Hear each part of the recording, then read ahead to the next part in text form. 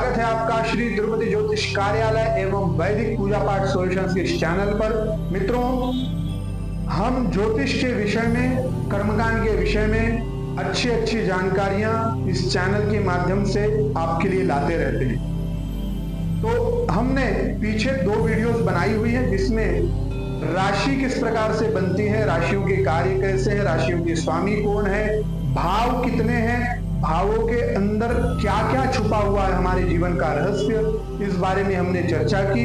5 अंग के बारे में जो हमने मुख्य विषय है उनको अच्छे से समझने का प्रयास किया, परंतु पंचांग के 5 अंगों को हम बृहद रूप में और अच्छे से आराम से समझने के लिए ये बड़ी वीडियो हम बना रहे हैं। नहीं तो शॉर्ट में आपको ये वीडियोस प्राप्त हो जाएंगी हमारे इसी चैनल पर।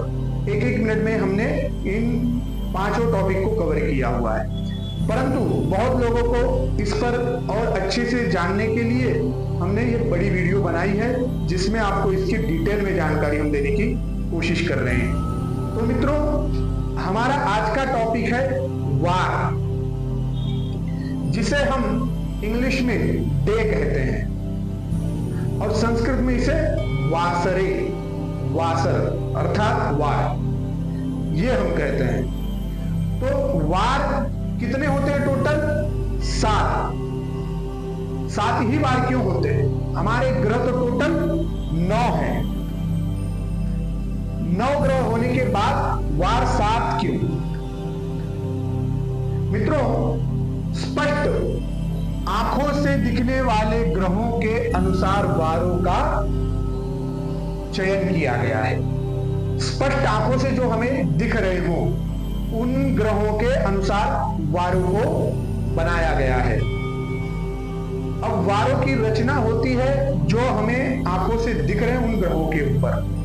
यहां पर ग्रहों की आपको स्थिति दिख रही होगी, इसके क्या स्पीड है, कितने दिनों में कौन सा ग्रह कैसे कैसे राशि में गोचर करते हैं और फिर अपना राशि परिवर्तन करते हैं।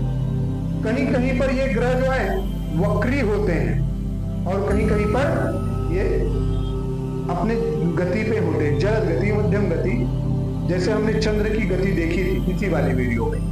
तो उस प्रकार से इनकी गतियां होती हैं।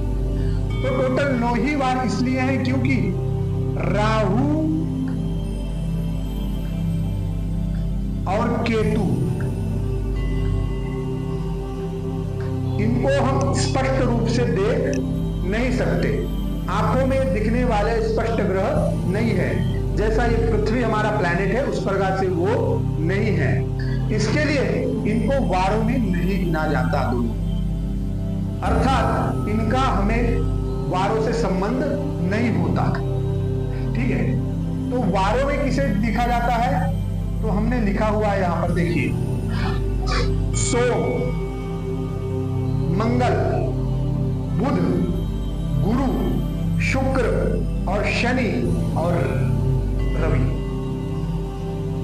ये जो 7 हैं ये स्पष्ट आंखों से दिखने वाले ग्रह हैं मित्रों।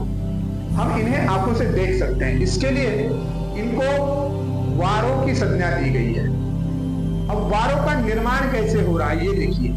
ये जो हमने ग्रह लिखे हुए हैं यहाँ पे आपको ये दिख रहे होंगे 7 ग्रह। तो ये 7 ग्रह स्पीड के अनुसार लिखे गए हैं। इसमें सबसे स्लो चलने वाला ग्रह ये है शनि, और शनि को संस्कृत में मंद कहा जाता है। मंद, मंद अर्थात आराम से चलने वाला, सबसे ज्यादा समय लगने वाला है इस ग्रह को एक राशि में भ्रमण करने में। उसके बाद 13 महीने लगते हैं गुरु। गुरु को संस्कृत में बृहस्पति वासरे,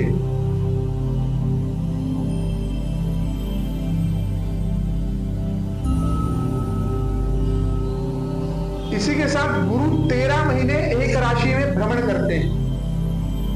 और उसके बाद हम मंगल को कहते हैं भौम वासरे, भौम वासरे। मंगल को पूज भी कहा जाता है, तो कहीं कहीं कर दक्षिण में पूज वासरे भी कहते हैं।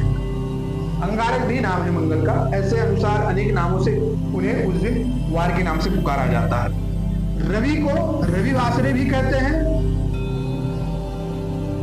और सूर्यवासरे भी कहते हैं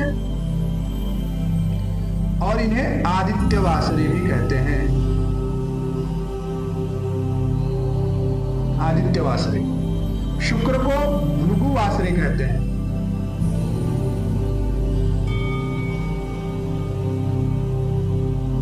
भृगुवासरे। बुध को कहते हैं सौम्यवासरे। सौम्यवासरे। सौम्यवासरे बुध को इसलिए कहा जाता है क्योंकि बुध जो है ये चंद्र के अंश है, चंद्र से ही उनकी उत्पत्ति हुई है, इसके लिए उन्हें सौम्यवासरे यानी सोम से बने हुए। और सोम को जो है सोमवासरे तो कहते ही हैं, परंतु साथ ही साथ इन्हें चंद्रवासरे भी कहते हैं और साथ ही साथ इंदुवासरे भी इन्हें कहा जाता है। इस प्रकार से इनके संस्कृत नाम है। और एक ग्रह एक राशि में कितने दिन भ्रमण करते हैं इसकी संख्या यहाँ पे हम आपको बता रहे हैं। शनि 30 महीने भ्रमण करता है, अर्थात 2.5 साल। गुरु जो होता है वो 13 महीने, 1 साल 1 महीना। मंगल जो होता है 45 दिन भ्रमण करते हैं, यानी करीब 1.5 महीना। रवि और शुक्र और बुध समांतर भ्रमण करते हैं, अर्थात 30 दिनों का समय होता है। कभी कभी आगे पीछे हो जाते हैं, कभी 28 दिन हो जाता है, कभी 31 दिन हो जाता है, इसमें कोई दिक्कत नहीं है, परंतु सूर्य जो है 30 दिन लगाएंगे। इसके बाद सोम जो है 2.25 दिन भ्रमण करते हैं। 2 नक्षत्रों में इनका भ्रमण होता है, जो कि 2 नक्षत्रों में एक राशि व्याप्त हो जाती है। तो इस प्रकार से 2.25 दिन का भ्रमण चंद्र का होता है एक राशि में। सबसे स्पीड सबसे फास्ट ग्रह है चंद्र, सबसे फास्ट ग्रह। इसके लिए चंद्र को बहुत ही फास्ट बताया गया, बहुत जल्द गति में चलने वाला। इसके लिए हमें चंद्र को भी ध्यान रखना चाहिए। अभी मित्रों, जैसे कि कोई व्रत करते हैं, उपवास करते हैं, या फिर वर्ष की शुरुआत होती है, तो हमारे भारतवर्ष में अगर आप देखते हैं तो सूर्य उदय से और सूर्य उदय तक एक बार होता है। इसका संस्कृत शुद्ध संस्कृत का जो है इसका श्लोक है उदयम वारः। जो सूर्य उदय के समय वार हो, उसी वार को हम पूरे दिन के लिए ग्रहण करते हैं और पूरा फिर से रिटर्न सूर्य उदय तक, सूर्य उदय से सूर्य उदय तक जो वार रहे उसी वार को। ऐसा नहीं कि रात को 12 बजे हमारा वार चेंज हो जाए, रात को 12 बजे वार हमारा चेंज नहीं होता। टोटल 24 घंटे का समय लगता ही लगता है। 24 घंटे का समय हमें लगना ही लगना है। तो एक बार टोटल 24 घंटे का समय ले लेता है मित्रों। और इन वारों के स्वामी के बारे में जानते हैं, क्योंकि ज्योतिष में अगर हम कुंडली देखते हैं तो वारों के स्वामी की भी बहुत आवश्यकता होती है। जब कभी किसी ग्रह के दोष के निवारण के लिए हम पूजा आदि करते हैं, या फिर कोई भी दिन है उस दिन के अधिष्ठात्र देवता का भी आराधन करते हैं, तो किस प्रकार से करना चाहिए, इसके लिए वारों का बहुत बड़ा महत्व है। जैसे कि सोमवार के स्वामी देवता है दुर्गा, पार्वती देवी, ये सोमवार के अधिष्ठात्री देवता है।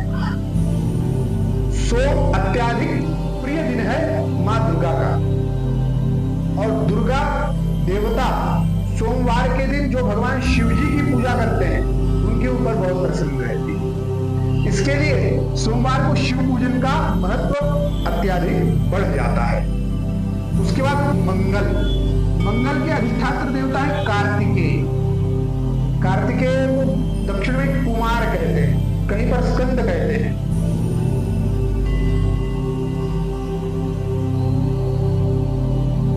कार्तिकेय को कहीं पर कुमार, कहीं पर स्कंद कहते हैं। तो मंगलवार के स्वामी देवता है कार्तिकेय या स्कंद। बुध के स्वामी देवता है विष्णु भगवान। गुरु के स्वामी देवता है ब्रह्मदेव। शुक्र के स्वामी देवता है इंद्र, और शनि के स्वामी देवता है काल, और रवि के स्वामी देवता है शिव। इसे भी ध्यान रखना बहुत आवश्यक है, क्योंकि जब कभी हम शांति पूजा करते हैं तो अगर तिथि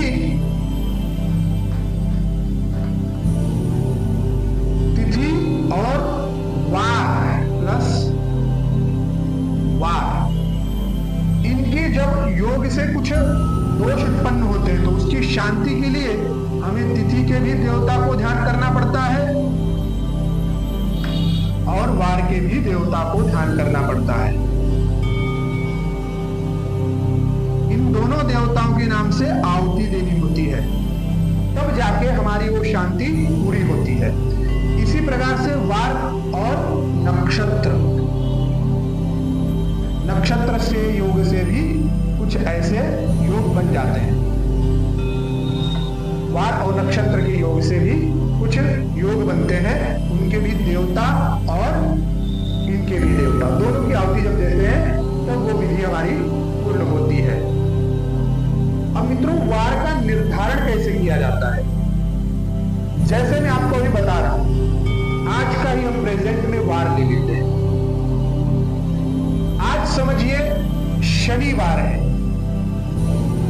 शनि से पांचवा जो होगा ये ग्रह में मंद, होरा जो होता है ना, होरा के हिसाब से वारों का निर्धारण किया जाता है, होरा के हिसाब से। तो आज जैसे मंदवासर है, शनि का वार है, तो एक दिन पहले, शनिवार के एक दिन पहले कौन सा वार आता है उसके ही हिसाब से अगला वार निश्चित हो जाता है। तो पांचवा स्थान, कोई भी ग्रह से पांचवें स्थान में जो ग्रह बैठा हुआ है उसी के अनुसार एक दिन पहले का वार आता है और दूसरे दिन के वार का निर्धारण हो जाता है। जैसे कि शनि 1, गुरु 2, मंगल 3, रवि 4 और शुक्र 5। तो 1, 2, 3, 4, 5। जैसे आज शनिवार है तो जो कल बीत चुका है उसमें शुक्रवार था, ठीक है। अब जैसे समझिए कल गुरुवार आएगा, समझिए गुरुवार है तो गुरुवार से गिनना होगा 1, 2, 3, 4 और 5। तो गुरुवार के एक दिन पहले बुधवार आ जाएगा, समझ रहे मित्रों। तो इसी प्रकार से एक दिन पहले के वार को निकालकर दूसरे दिन के वार का निर्धारण हो जाता है। इस प्रकार से वारों को होरा के हिसाब से लगाकर और फिर इनका जो भी दिन शुरू होता है उसके ऊपर निर्धारण कर दिया जाता है। चौघड़िया जो होती है वो इन्हीं वारों के अनुसार और स्थिति के अनुसार होती है। तो ये चौघड़िया भी हम आराम से किस दिन कितने की चौघड़िया होती है, कहीं कहीं पर चंद्र के स्पीड के हिसाब से ये चौघड़ियां चेंज होती रहती है। थोड़ा सा समय का 10 मिनट 15 मिनट का फर्क पड़ जाता है, पूरे भारतवर्ष में 20 से 30 मिनट का फर्क पड़ जाता है।